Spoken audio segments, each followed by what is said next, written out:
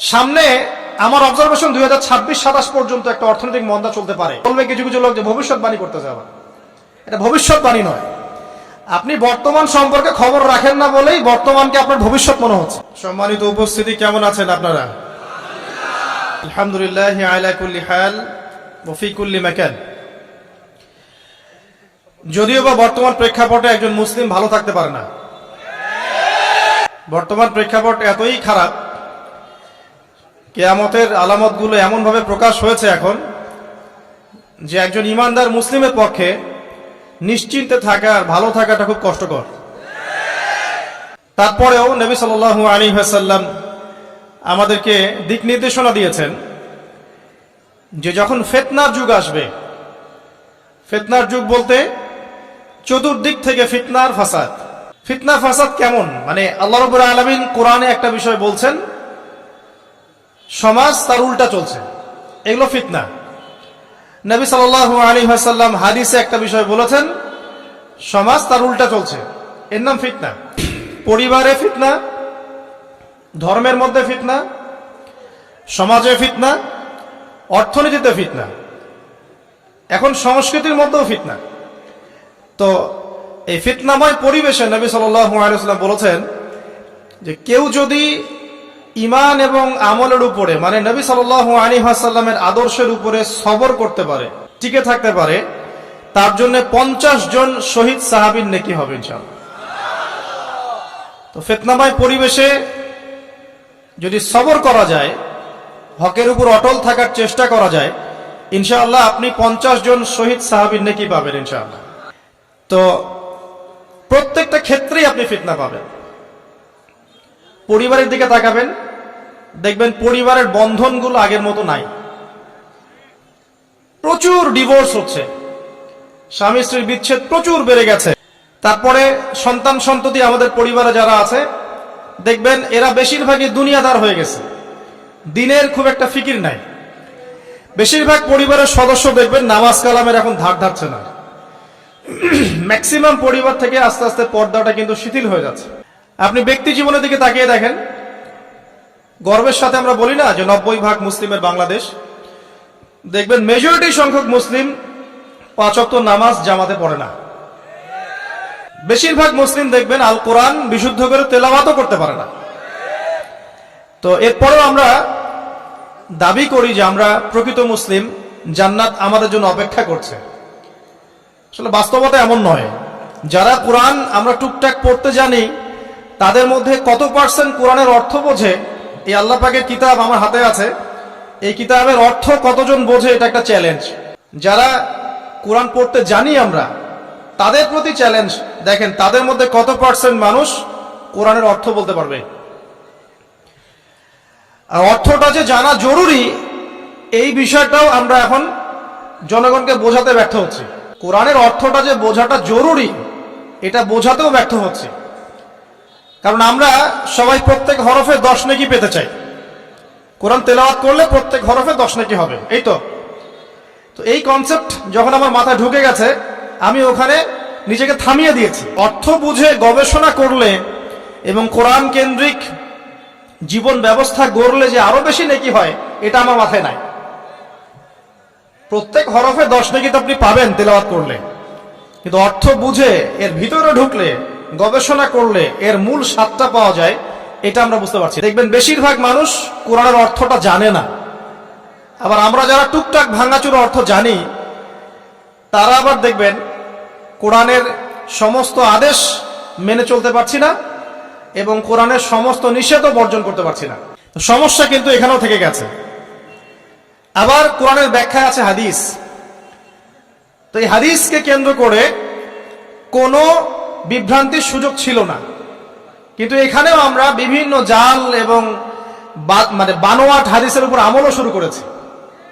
হাদিসের নামে এমন অনেক কিছুই চলছে সমাজে, যেগুলোর সাথে হাদিসের কোনো সম্পর্ক নাই। আমি বলতে চাচ্ছি যে হাদিসের নামে আবার সমাজে এমন অনেক আমল চালু আছে, যেগুলোর সাথে আবার হাদিসের কোনো সম্পর্ক নাই। তো দেখুন, ধর্মের মধ্যে সমস্যা থেকে গেছে। আবার আমরা সবাই মুসলিম, আমাদের সবার ইউনাইটেড থাকার কথা। মুসলিম একটা জাতি, তাদের আল্লাহ একজন, রাসূল একজন, কিবলা এক। তাদের সবার মধ্যে একটা ইউনিটির কথা ছিল, কিন্তু আমরা ধর্মতাত্ত্বিকভাবে এবং পলিটিক্যালি আমরা বিভিন্ন দলে বিভক্ত, আপোষের মধ্যে মিল মহব্বত কম। বাইরে হয়তো আমরা বলি যে আমি একজন ধর্মতাত্ত্বিক দলের সদস্য, সে আরেকটা ধর্মতাত্ত্বিক সংগঠনের সদস্য, সে আরেকটা মানহাজ ফলো করে, সে আরেক জামায়াতের, সে আরেক তরিকার ইত্যাদি। আমরা সবাই এক, যদি আমরা বাইরেই কথাটা বলি, কিন্তু অন্তর থেকে কিন্তু আমাদের এই বিষয়টা আসছে না। যদি আসতো তাহলে উম্মার আজকে এই অবস্থা হতো না। তো দেখুন, ধর্মকেন্দ্রিক অনেক প্রবলেম থেকে গেছে এখন। আবার আল্লাহ রাসূল সাল্লাল্লাহু আলাইহি ওয়াসাল্লাম হাদিসের মধ্যে এবং আল্লাহ পাক কোরআনের মধ্যে ধর্ম নিয়ে বাড়াবাড়ি করতে নিষেধ করেছেন। ধর্ম নিয়ে বাড়াবাড়ি করো না, তোমরা নিজেদের ধর্ম পালন করো। তা আমরা নিজের ধর্ম যতটা না পালন করি, অন্যের ধর্মের দিকে আঙ্গুলটা তার চেয়ে বেশি তুলি। আমরা আগে নিজের রিলিজিয়নটাকে ঠিক মতো পালন করি, দেখবেন সমাজ ঠিকই পরিবর্তন হয়ে গেছে ইনশাআল্লাহ। তো আমি একটা ধর্ম পালন করি বলে অন্য ধর্মের মানুষের প্রতি বিদ্বেষ পোষণ করতে হবে বা তাদের উপর ঘৃণার মনোভাব প্রকাশ করতে হবে, এটা আল্লাহ পাক শেখান নাই, তার রাসূল শেখান নাই। আল্লাহ এবং তার রাসূল কি শিখিয়েছেন? ইসলামের সত্য বিষয়টাকে আপনি সবার সামনে উপস্থাপন করবেন, যার ইচ্ছা হবে সে কবুল করবে, যার ইচ্ছা হবে সে অস্বীকার করবে। যার যার কবরে শেষে যাবে, যার যার হিসেব শেষে দিবে। চাপিয়ে দেওয়ার সিস্টেমটা ইসলামের মধ্যে নাই। এখন আসেন, পরিবারের আপনাকে ফিতনা কিছু বললাম, অর্থনীতির জীবনে যাবেন, ব্যবসা বাণিজ্যের মধ্যে যান, দেখেন বেশিরভাগ কালোবাজারি করছে, সিন্ডিকেট করছে, মজুদদার মাপে কম দিচ্ছে, জনগণকে ঠকাচ্ছে, করছে না? এগুলো পলিটিক্যাল ফিতনা, এগুলো ইকোনমিক্যাল ফিতনা। তারপরে আপনি আরো দেখবেন ইকোনমিক সেক্টরে রিবা ভর্তি, সুদ। রিবা মানে কি? সুদ, রিবা দিয়ে ভর্তি। ঘুষ ছাড়া কাজ হচ্ছে না, ঠিক আছে? অন্যের সম্পদ আত্মসাৎ না করলে আমাদের পেটের ভাত হজম হচ্ছে না। তো এই যে দুর্নীতি বলেন, ঘুষ বলেন, রিবা বা সুদ বলেন, হ্যাঁ, তারপরে কালো বাজারি বলেন, কালো টাকা সাদা করার টেন্ডেন্সি বলেন, পাচার বলেন, সবগুলো অর্থনৈতিক ফিতনা। এগুলো হচ্ছে কি? অর্থনৈতিক ফিতনা। আর বিশ্বের ফিতনা তো পরে, ওটা তো বলার অপেক্ষা রাখে না। মানে বিশ্বের সবচেয়ে বড় ফিতনা ছিল দ্বিতীয় বিশ্বযুদ্ধ, তার আগে একটা হয়েছে প্রথম বিশ্বযুদ্ধ, যেখানে প্রায় কয়েক কোটি মানুষ মারা গেছে, আর সেকেন্ড ওয়ার্ল্ড ওয়ারে আরো বেশি মানুষ মারা গেছে। তো এখন বিশ্বকে ঠেলে দেওয়া হচ্ছে একটা থার্ড ওয়ার্ল্ড ওয়ারের দিকে। মানে যে কোনো সময় একটা তৃতীয় বিশ্বযুদ্ধের আশঙ্কা করছেন এখনকার যারা মিলিটারি অ্যাফেয়ার্স নিয়ে পড়াশোনা করেন, ওয়ার্ল্ড অ্যাফেয়ার্স নিয়ে পড়াশোনা করেন, তারা এগুলো বলতে পারবেন ভালো। বিশ্বকে একটা খাদ্য মন্দার দিকে ঠেলে দেওয়া হচ্ছে, বিশ্বকে একটা দুর্ভিক্ষের দিকে ঠেলে দেওয়া হচ্ছে, এবং মহামারীর মধ্য দিয়ে অলরেডি কিন্তু আমাদের বিভিন্ন দেশের ইকোনমিক অবস্থা ভালো না। তার উপরে খাদ্য সংকট, তার উপরে যে বৈশ্বিক যুদ্ধগুলো, আমদানি রপ্তানি বন্ধ হয়ে যাচ্ছে, তেল গ্যাসের দাম বেড়ে যাচ্ছে, জনগণ হাহাকার করছে। এই পলিটিক্যাল গ্লোবাল অ্যাফেয়ার্স এর ফিতনা এগুলা। তা আপনাকে এই জন্যই প্রথমে আমি একটা কথা বললাম যে ফিতনাময় একটা পরিবেশে একজন মুমিন যার অন্তর্দৃষ্টি আছে, যে কোরআন এবং সুন্নাহ দিয়ে এই বিশ্বের এই রহস্যগুলো উদ্ঘাটন করতে পারে, সে ভালো থাকতে পারে না। তার মনটা সবসময় কিন্তু মানে ব্যাকুল থাকবে যে কিভাবে এইসব সমস্যা থেকে নিজে উত্তরণের পথ খুঁজতে পারি, আর আমার পরিবারকে বাঁচাতে পারি, আর আমার জনগণকে বাঁচাতে পারি। আর যদি আপনি আত্মকেন্দ্রিক হন, স্বার্থপর হন, তাহলে নিজের চটকায় তেল দিবেন, নিজে ভালো থাকলেই বাপের নাম। তো দেখুন, এই জামানার কথাই নবীজি বলছেন সাল্লাল্লাহু আলাইহি ওয়াসাল্লাম, তোমাদের সামনে এমন একটা যুগ আসছে, নবীজি বলছেন জামানা সাবরিন, কঠিন জামানা, যে জামানায় ঈমান নিয়ে চলাটা হবে হাতের মধ্যে আগুন নিয়ে চলার মতো। তো নবীজি বলছেন ওই সময়ে, সাহাবী জিজ্ঞাসা করছেন, ইয়া রাসূলুল্লাহ, আমি ওই সময় কি করব? ওই সময় আমি কি করব, আমাকে কি পরামর্শ দিচ্ছেন? নবী সাল্লাল্লাহু আলাইহি ওয়াসাল্লাম বলছেন, হে আমর ইবনে আস, তুমি ওই সময় বাড়িতে অবস্থান করো, বাসায় থাকো, বিনা প্রয়োজনে বাড়ির বাইরে এসো না। ওই সময় তুমি নিজের পাপের জন্য আল্লাহর কাছে ক্রন্দন করতে থাকো, বিনা প্রয়োজনে বাড়ির থেকে বের হয়েও না। আর মানুষের সাথে এত বেশি মেলামেশা করো না, নিজে তোমার আমল, তোমার গুনাহ নিয়ে ব্যস্ত থাকো, তোমার পাপের জন্য আল্লাহর কাছে কান্নাকাটি করো, ইনশাআল্লাহ তুমি নাজাত পেয়ে যাবে। এটা একটা অপশন, মানে ফিতনাময় পরিবেশে আপনি কিভাবে বাঁচবেন, এটা একটা অপশন। আরেকটা হাদিসে গিয়ে নবী সাল্লাল্লাহু আলাইহি ওয়াসাল্লাম বলছেন, যে যখন এমন ফিতনাময় পরিবেশ আসবে তখন যদি তোমরা এই আমর বিল মারুফ নাহি আনিল মুনকার, সৎ কাজের আদেশ অসৎ কাজের নিষেধ, আমার সুন্নতের উপর অটল থাকতে পারো, তাহলে তোমরা 50 জন শহীদের নেকি পাবে। সাহাবায়ে কেরাম বলছেন, ইয়া রাসূলুল্লাহ আমিনহুম আও মিন্না, তাদের মধ্যে 50 জন নাকি আমাদের মধ্যে 50 জন শহীদ? নবী করিম সাল্লাল্লাহু আলাইহি ওয়াসাল্লাম বলছেন, বাল মিনকুম, বরং তোমাদের মধ্যে 50 জন শহীদ। এটা অপশন নাম্বার 2। এক কি বললাম, আপনি নিজেকে নিয়ে ব্যস্ত থাকেন, বাসায় থাকেন, বিনা প্রয়োজনে বাড়ি থেকে বের হবেন না, মানুষের সাথে কম মেলামেশা করেন এবং নিজের পাপের জন্য আল্লাহর কাছে কান্নাকাটি করেন, নিজের আমল নামা নিয়ে ব্যস্ত থাকেন, ইনশাআল্লাহ নাজাত পাবেন। 2 নাম্বার, যদি আপনার কাছে আরো বেশি যোগ্যতা থাকে এবং আপনি আরো বেশি সাহসী হন এবং আপনি উম্মার দেশের জনগণের কল্যাণ কামনা করেন, তাহলে অন্যদেরকেও এই ফিতনাময় পরিবেশে টিকে থাকার ফর্মুলা বলে দেন। এখানে সবর করেন, আমর বিল মারুফ নাহি আনিল মুনকারের কাজ করেন, আল্লাহ পাক আপনাকে ইনশাআল্লাহ 50 জন শহীদ সাহাবী নেকি দিবেন। আরো অপশন আছে। কি অপশন? ওই যে আসহাবুল কাহফ কি করেছিল, একটা ফিতনাময় পরিবেশ থেকে নিজেরা আস্তে করে সরে গিয়েছে। যখন আপনি পরিবেশকে পরিবর্তন করতে আর পাচ্ছেন না, দাওয়াত দিয়েও কোনো কাজ হচ্ছে না, মানুষ কথাও শুনছে না, জুলুম নির্যাতন বাড়তেই আছে, টিকে থাকা মুশকিল, তখন তাদের হিসেবের দায়িত্ব আল্লাহর উপর ছেড়ে দেন, আপনি ওখান থেকে ডিসকানেক্টেড হয়ে যান। এটা একটা অপশন। এই অপশন বেছে নিয়েছিল ইব্রাহিম আলাইহিস সালাম, তার বাবাকে বুঝিয়েছেন, কাজ হয়নি, চলে গেছেন।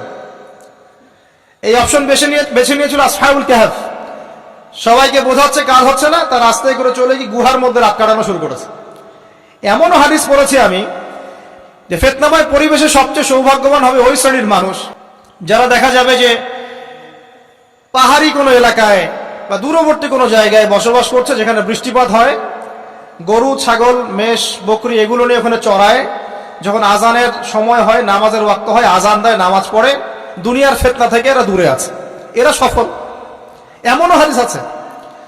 তো হয়তো আপনার কাছে মনে হচ্ছে না এখন ওই যুগ আসে নাই, কিন্তু আমি আপনাকে বলে দেই যে কোরআন এবং সুন্নাহর চোখ দিয়ে যদি আপনি দেখতে শেখেন এবং বর্তমান বিশ্বের প্রেক্ষাপটটা অ্যানালাইসিস করার যোগ্যতা আপনি অর্জন করেন কোরআন সুন্নাহর চোখ দিয়ে, আপনি বুঝতে পারবেন সেই সময় অনেক আগেই চলে এসেছিল।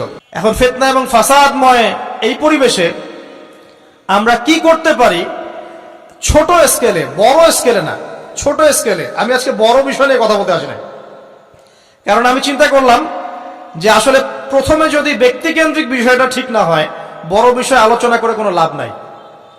আগে ব্যক্তি যদি ঠিক না হয়, বড় বিষয় আলোচনা করে আসলে কোনো লাভ নাই, আপনারা বুঝবেনও না, মাথার উপর দিয়ে চলবে। এখন গ্লোবাল অ্যাফেয়ার্স নিয়ে কথা বলে খুব একটা ফায়দা নাই আপনাদের।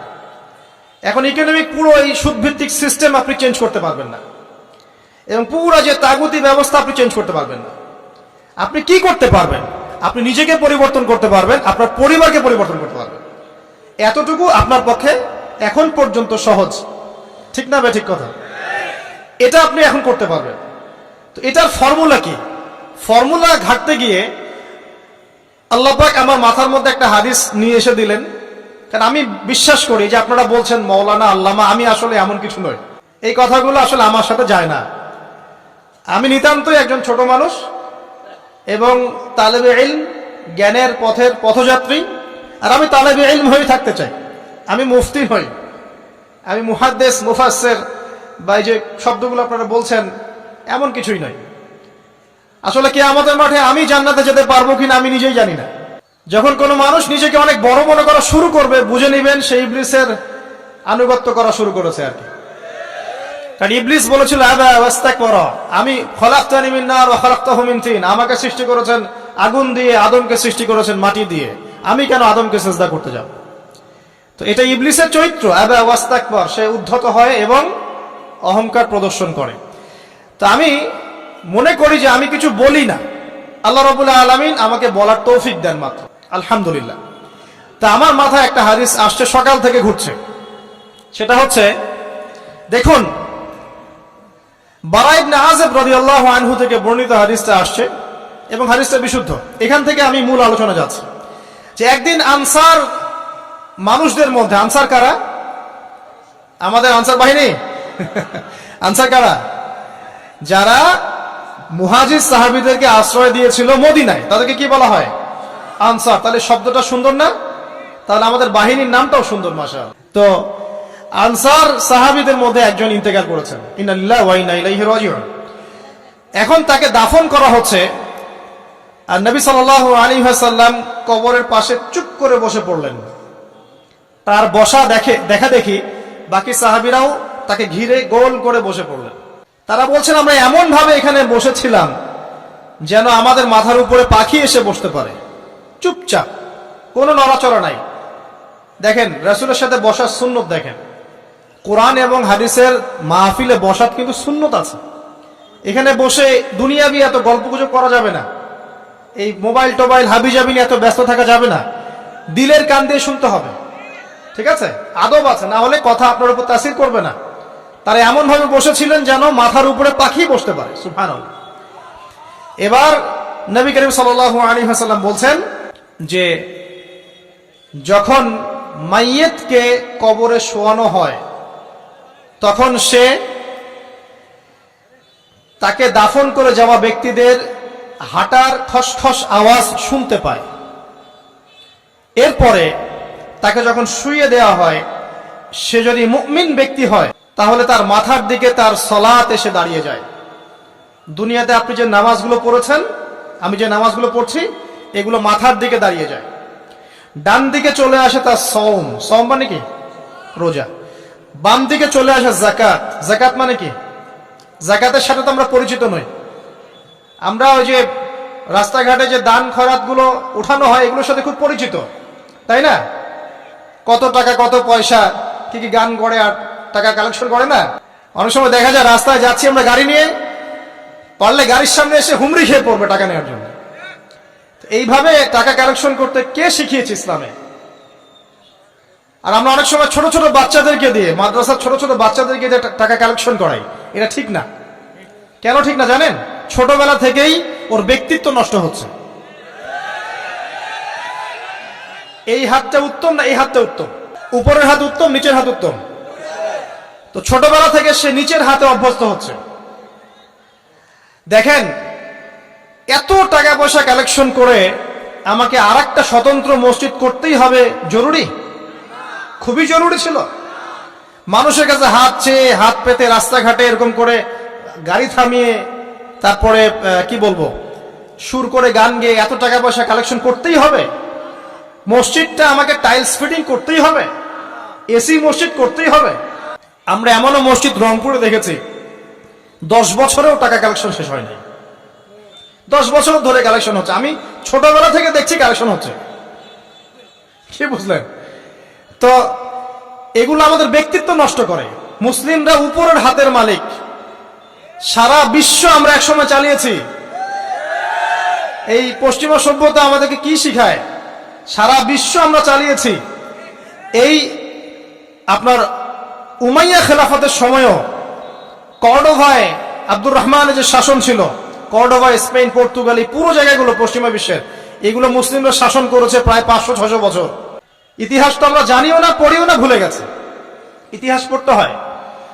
হিস্ট্রি ঘাটলে দেখবেন রাসূল সাল্লাল্লাহু আলাইহি ওয়াসাল্লামের 23 বছরের নববী যুগ, স্বর্ণযুগ, তারপর আবু বকর সিদ্দিকের খেলাফত, তারপর উমর ইবনুল খাত্তাবের খেলাফত। আবু বকর সিদ্দিকের 2 বছর বা 2.5 বছর, উমর রাদিয়াল্লাহু আনহুর প্রায় 10 বছর, তারপর উসমান রাদিয়াল্লাহু আনহুর 12 বছর, আলী রাদিয়াল্লাহু আনহুর প্রায় 2-2.5 বছর, তারপরে হাসান রাদিয়াল্লাহু আনহু 6 মাস। এরপরে উমাইয়া খেলাফত শুরু হলো মুয়াবিয়া রাদিয়াল্লাহু আনহুর হাতে, প্রায় 20 বছর। উমাইয়ারা শাসন করেছে প্রায় 90 থেকে 100 বছর। তারপর জাব নদীর যুদ্ধে উমাইয়া আব্বাসী ওরা একে অপরের সাথে যুদ্ধ করেছে, করে উমাইয়ারা পরাজিত হয়ে আব্বাসীরা ক্ষমতায় গিয়েছে। ক্ষমতায় গিয়ে তারা প্রায় শাসন করেছে প্রায় 550 বছর। এদিকে উমাইয়াদের মধ্যে যারা পরাজিত হয়েছে ওরা চলে গিয়ে কর্ডোভা, আন্দালুসিয়া, ওইদিকে খেলাফত কায়েম করেছে। তারপরে আবার এদিকে ফাতেমি খেলাফত ছিল, উসমানীয় খেলাফত ছিল, তারপরে মিশরে তুলুনি একটা রাজবংশ ছিল, আমাদের সাবকন্টিনেন্টে মোগলরা ছিল, সারা বিশ্বে আমরাই ছিলাম। ইতিহাস তো ভুলে গেছে। তা আমরা সবসময় উপরের হাত ছিলাম, উপরের হাত আমরা দিতাম, মানুষ নিত। আর এখন কি হয়েছে? আমরা এখানে আমরা চাই, মানুষ দেয়। আর ওরা কি আর এমনি দেয়? ওরা চড়া সুদ দিবে, দিবে না?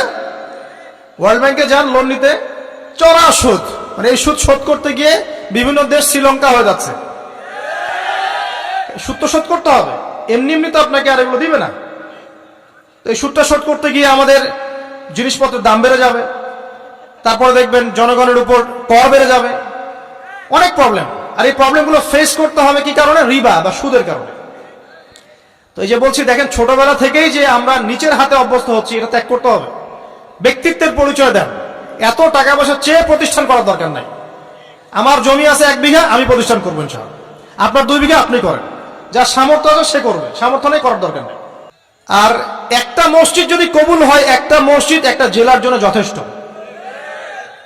একটা মসজিদ নববী থেকে নবী সাল্লাল্লাহু আলাইহি ওয়াসাল্লাম সারা দুনিয়া শাসন করেছে। আর আমাদের দাম কোটি কোটি মসজিদ, কোটি কোটি মসজিদ বাংলাদেশে। এই যুগের কথাও নবীজি বলেছেন, যে যুগে মসজিদগুলো চাকচিক্যময় হবে, মসজিদগুলো কি হবে? চাকচিক্যময় হবে, হেদায়েত উঠে যাবে এবং মসজিদের মধ্যে শোরগোল হট্টগোল বেড়ে যাবে। দেখেন না মসজিদে হট্টগোল বেড়ে গেছে না? এটা সেই যুগ। তো যেটা বলছিলাম প্রিয় ভাইরা, যে নিচের হাতে অভ্যস্ত না, উপরের হাতে অভ্যস্ত হতে হবে। এই কারণে এই যে একটা হাদিসের কথা শুরু করলাম, যে আনসার সাহাবী কারা ছিল? যারা মুহাজির সাহাবীদেরকে আশ্রয় দিয়েছে। এখন এই সাহাবীদের মধ্যে একজন ইন্তেকাল করেছে, তার লাশ যখন রাখা হচ্ছে তখন নবীজি বলছেন, মাথার দিকে মাইয়েতের আসে কি? সালাত। সালাত মানে কি? নামাজ। 5 ওয়াক্ত নামাজ আজকে থেকে ছাড়বেন? ওয়াদা করেন আজকে থেকে 5 ওয়াক্ত নামাজ ছাড়বো না ইনশাআল্লাহ। একটা হাদিস খালি বলি, মান তারাকা সালাতান মুতাআম্মিদান ফাকাদ কাফারা, মান তারাকা সালাতান মুতাআম্মিদান ফাকাদ কাফারা। আবার শুনেন, قال رسول الله صلى الله عليه وسلم من ترك صلاة متعمدا فقد كفر। আর মুয়াজ বিন জাবাল রাদিয়াল্লাহু আনহু কে নবীজি বলেছেন, মান তারাকা সালাতা মুতাআম্মিদান ফাকাদ বারিয়াত মিন জিম্মাতিল্লাহ। যে ব্যক্তি নিজের উপর ফরজ নামাজ ছেড়ে দিল, সে কুফরি করলো, সে কুফরি করলো, সে কুফরি করলো। মুয়াজ বিন জাবালকে নবী সাল্লাল্লাহু আলাইহি ওয়াসাল্লাম বলছেন, যে ব্যক্তি ফরজ নামাজ ইচ্ছা করে ছেড়ে দিল, সে ব্যক্তি আল্লাহর জিম্মা থেকে মুক্ত হয়ে গেল। নামাজ ছাড়বেন প্রিয় ভাই জামাতের সাথে ইনশাআল্লাহ। আল্লাহ আমাকে তৌফিক দেখ, আপনাদের সবাইকে তৌফিক দান করুন, আমিন। জামাত যদি না পান একা পড়ে নেবেন, ঠিক আছে? যদি ঘুমিয়ে থাকেন ঘুম থেকে উঠে পড়বেন, ভুলে গেছেন যখন মনে হবে তখন পড়বেন। ওযু করার পানি নাই, কি করবেন? তায়াম্মুম করবেন। তায়াম্মুমেরও কিছু নাই, আপনার কোনো কাপড়ই নাই, সতর ঢাকার কোনো কাপড়ই নাই, কি করবেন? বসে বসে নামাজ পড়বেন। ওই অবস্থাতে কোনো পানি নাই, তায়াম্মুমের কিছুই নাই, কাপড়ও নাই সতরে, তখনও নগ্ন হয়ে বসেই নামাজ পড়তে হবে, মাফ নাই। যখন শোয়ানো হবে মাথা থেকে কি থাকবে? সালাত। তাহলে আমরা যারা ফরজ সালাত এখন আদায় করছি না, আজকে তওবা করেন, বলেন আস্তাগফিরুল্লাহ আল্লাযী লা ইলাহা ইল্লা হুয়াল হাইয়ুল কাইয়্যুম ওয়া আতুবু ইলাইহি। হে আল্লাহ, আমরা তওবা করছি, সারা জীবনে যত নামাজ পড়ি নাই, এই সমস্ত নামাজ না পড়ার পাপ থেকে তোমার কাছে তওবা করছি। ঠিক আছে? এটা আস্তাগফিরুল্লাহর অর্থ নয়, আমি বাংলায় বললাম। আর যদি নামাজ কাজা করে আদায় করে দিতে পারেন আলহামদুলিল্লাহ, খুবই ভালো হয়। যদি নাও পারেন তাও এখন থেকে আর কোনো নামাজ বাদ দিয়েন না, আর বেশি বেশি নফল নামাজ পড়ার চেষ্টা করেন। আল্লাহ পাক তৌফিক এনায়েত করুন। আসুন, তারপরে ডান দিকে কি? সাওম। সাওম মানে কি? রোজা। রমজান মাসে রোজা রাখি সবাই তো, মাশাআল্লাহ, আলহামদুলিল্লাহ। রমজান মাসে সাওম রাখার পাশাপাশি বেশি বেশি নফল সাওম রাখার ব্যাপারে অভ্যস্ত হওয়ার চেষ্টা করতে হবে। সবচেয়ে সেরা সাওমগুলো হচ্ছে মাসের 3 দিন, আইয়ামে বীজের সাওম, চাঁদের 13, 14 এবং 15 তারিখ। আর সপ্তাহে 2 দিন, সেটা হলো বৃহস্পতিবার এবং কি? সোমবার। আল্লাহ পাক তৌফিক দান করুন, আমিন। এছাড়া আরাফার সাওম আছে, আশুরার সাওম আছে, ঠিক আছে? জিলহজ মাসের প্রথম 10 দিন রাখতে পারেন, ইত্যাদি। এবার বাম দিকে কি? যাকাত। যেটা বলছিলাম, যাকাতের সাথে আমরা খুব একটা পরিচিত নই, অথচ যাকাত একটা ফরজ ইবাদত। কেউ যদি নামাজ এবং যাকাতের মধ্যে পার্থক্য করে, সে ব্যক্তি কাফের হয়ে যাবে। কেউ যদি মনে করে নামাজ আমি মানি, যাকাত আমি মানি না, তাহলে কাফের হয়ে যাবে। নিসাব পরিমাণ সম্পদ হলে প্রত্যেক মুসলিমের উপর যাকাত ফরজ, ঠিক আছে? এবং এই যাকাতই হচ্ছে আপনার ইসলামিক অর্থনীতির মূল ভিত্তি। যাকাত ইসলামিক অর্থনীতির মূল ভিত্তি। কিভাবে জানেন? ব্যবসা এবং যাকাত এটা কি করে? এটা একটা মার্কেটের মধ্যে সম্পদ ঘুরতে থাকে। আমি বুঝাচ্ছি আপনাকে। মনে করেন আপনি ব্যবসা করছেন এবং যাকাত দিচ্ছেন। যাকাত কারা দিবে? যারা যাকাতের নিসাব পরিমাণ সম্পত্তি রাখে, মানে কিছুটা ধনী তারা। তো তারা ব্যবসা করছে, মাশাআল্লাহ। ব্যবসা যখন করে, ব্যবসায় কি থাকে? লাভ থাকে, লস থাকে, লাভ থাকে, লস থাকে। লাভও হতে পারে আপনার, লসও হতে। আর সুদে কি শুধু লাভ, লস আছে? লস নাই। পার্থক্য বোঝেন। এখন ব্যবসা যখন আপনি করবেন, এই টাকা বা মূল যে ক্যাপিটাল যেটা বলে অর্থনীতির ভাষায়, এটা মার্কেটের মধ্যে সার্কুলেট করতে থাকবে। আজকে আপনি ধনী, লাভ করেছেন, কালকে লস করবেন, এই ধন আরেকজনের হাতে চলে যাবে। সে আবার ব্যবসা করছে, সে লাভ করলে সম্পদ তার হাতে থাকলো, লস করলে আরেকজনের হাতে। মানে এই মানিটা, ক্যাপিটাল যেটা, এটা মার্কেটের মধ্যে ঘুরতে থাকে, ঘুরতে থাকে। আজকে কেউ ধনী, কালকে কেউ ধনী, আজকে কেউ ফকির, কালকে কেউ ধনী, এভাবে। এখানে আল্লাহ পাক যাকে ইচ্ছা হয় ধন দেন, যাকে ইচ্ছা হয় দরিদ্র করেন। এটা আল্লাহ পাক নিয়ন্ত্রণ করেন। আবার এর মধ্যে যারা ধনী হবে তারা আবার যাকাত দিবে। কাকে যাকাত দিবে? যে গরিব তাকে। এই কারণে অর্থনৈতিক সাম্য থাকবে এবং টাকা, ক্যাপিটাল মার্কেটে সার্কুলেট করতে থাকবে। এটা হচ্ছে ইসলামিক ইকোনমিক্স। বুঝাতে পারছি না মনে হয়? আর রিবায় কি হবে? রিবায় কোনো লসের চান্স নাই। মানে এখানে ধনী আরো ধনী হতে থাকবে, গরিব আরো গরিব হতে থাকবে, প্লাস যাকাতও দিবে না। তখন সমাজের একটা অংশ অনেক ধনী হবে, আর একটা অংশ একদম মাটিতে পড়ে যাবে, ব্যালেন্স হবে না। এই কারণে বিশ্বের একটা অংশ, ওই বিশ্বের একটা বড় অংশ যারা সুদখোর, যেখান থেকে সুদ এসেছে, ওইটা আস্তে আস্তে ধনী হয়ে গেছে এবং বিশ্বের বহু কান্ট্রি আস্তে আস্তে দারিদ্র সীমার নিচে চলে আসছে। এটা শুধু ব্যক্তির ক্ষেত্রেই নয়, এটা সমাজের ক্ষেত্রেই নয়, পুরো বিশ্বেটা হচ্ছে। তো এই হলো রিবা এবং ব্যবসা ভিত্তিক, যাকাত ভিত্তিক ইকোনমিক সিস্টেমের পার্থক্য, বেসিক ডিফারেন্স। রিবার মধ্যে আল্লাহ পাক তার হাত উঠিয়ে নেন, আল্লাহ পাক সেখানে আর ইন্টারফেয়ার করেন না। ঠিক আছে, সুদ খাচ্ছ, তুমি তোমার মতো চলো এখন। আর ব্যবসা ভিত্তিক ইকোনমিক্স চললে আল্লাহ পাক সেখানে কাউকে ধন দিবেন, কারো কাছ থেকে নিবেন। আপনার ধন নিয়ে আমাকে দিবেন, আমার ধন নিয়ে আপনাকে দিবেন। আর আমি যদি ধনী হই, আমি আবার যাকাত দিব, সেই যাকাতের টাকা আবার আপনার হাতে যাবে, কেউ না খেয়ে মরবে।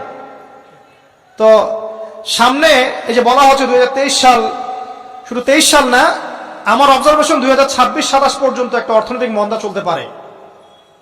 বলবে কিছু কিছু লোক যে ভবিষ্যৎবাণী করতেছে। আবার এটা ভবিষ্যৎবাণী নয়। আপনি বর্তমান সম্পর্কে খবর রাখেন না বলেই বর্তমানকে আপনার ভবিষ্যৎ মনে হচ্ছে। আমাদের অনারেবল মিনিস্টার যারা আছেন ওদেরকে জিজ্ঞাসা করেন, তাদেরকে জিজ্ঞাসা করেন, তারাও বলছেন যে 2023 সাল থেকে 26 সাল খাদ্য মন্দার মধ্যে যাবে। দেখেন নাই? তারা এই কথা বলছেন কারণ তারা বুঝতে পারছেন ওয়ার্ল্ডের অবস্থা ভালো না। এখানে একটা সলিউশন বলছে, ইচ্ছা হলে আপনি গ্রহণ করতে পারেন, ইচ্ছা হলে নাও করতে পারেন। আমার তো চাপিয়ে দেওয়ার কোনো ক্ষমতা নাই। ফাযাক্কির ইন্নামা আনতা মুযাক্কির, আপনি শুধু উপদেশদাতা। লাস্তা আলাইহিম বিমুসাইতির, আপনি কারো প্রতি দারোগা নন। কি উপদেশ? এই যে যাকাত, যেটা যাকাত, আমাদের যাকাত যেটা আসে, এটাকে একটু বড় পরিসরে কালেক্ট করার চেষ্টা করতে হবে। করে যদি আমরা সুষ্ঠু বন্টন করতে পারি গরিবদের মাঝখানে, ইনশাআল্লাহ কেউ খাদ্য অভাবে মারা যাবে না ইনশাআল্লাহ। আল্লাহ পাক আমাদেরকে বোঝার তৌফিক দান করুন। এর পাশাপাশি তারা যেটা বলেছেন, ইকোনমিক সেকশনের লিডার যারা আছে তারা যেটা বলছেন এটা ঠিক বলছেন। তারা বলছেন কৃষিভিত্তিক অর্থনীতির কথা বলছেন, এটার সাথে আমি 100% একমত। কারণ আল্লাহ পাকের কোরআন, এই কোরআনের মধ্যে বেশিরভাগ যে অর্থনীতির কথা এসেছে তা হচ্ছে কৃষিভিত্তিক অর্থনীতি। এটা কি জানেন? হয়তো জানেন না। কোরআনে যত ইকোনমিক সিস্টেমের কথা আসছে তার মধ্যে সবচেয়ে বেশি এসেছে কৃষিভিত্তিক অর্থনীতির কথা, তারপর ব্যবসা এবং যাকাত।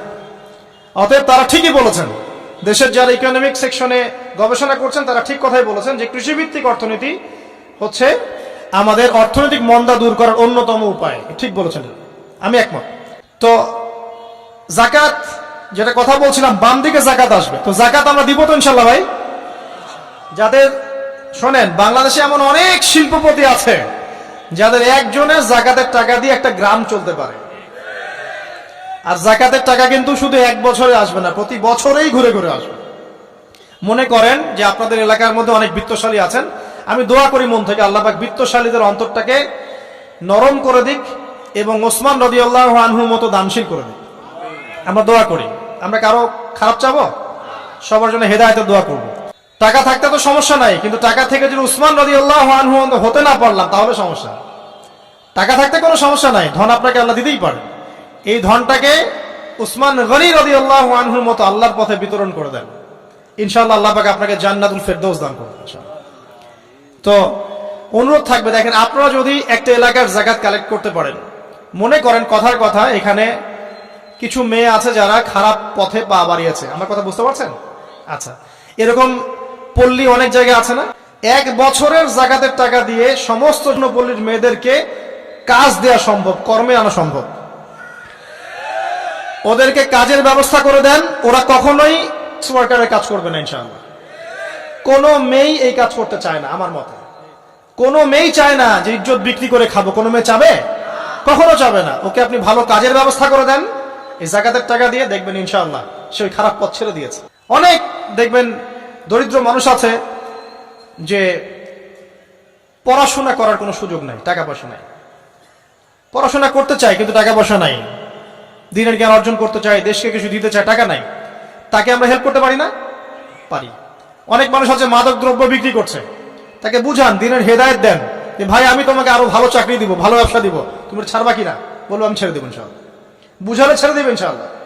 এই যে মেগা প্রজেক্ট যেটা কথা বলি আমরা, আত্ম উন্নয়নমূলক বলেন, যুব উন্নয়নমূলক বলেন, বা কান্ট্রি ডেভেলপমেন্টের কথা বলেন, এখানে যাকাত একটা বড় শক্তি হতে, তবে এটাকে সুষ্ঠুভাবে কালেক্ট করতে হবে এবং যাকাতের যে 8টা খাত আছে এই খাতগুলোতে সুষ্ঠুভাবে বন্টন করতে হবে।